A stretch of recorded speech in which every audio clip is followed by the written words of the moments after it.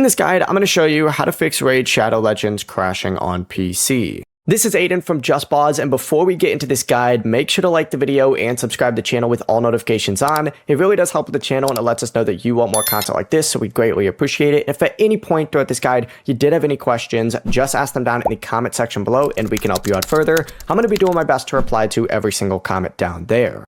Now, I'm demonstrating this here on a mobile device, but it works the exact same. First things first, you need to fully close out of Raid and Player and Play, and then restart your computer and launch the game again.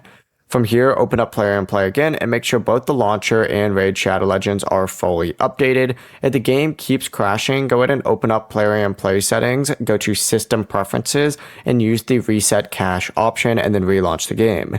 You should also update your graphics drivers and install any pending Windows updates, since the outdated drivers can cause crashes or freezing, and then just close any unnecessary background programs, especially overlays, recording software, or other apps using a lot of RAM or GPU resources. You could also try running Player and Play as an administrator, but if it's still crashing, uninstall and reinstall the game through Player and Play, and make sure your account is linked before doing any of that so you can go ahead and sign back into your existing progress.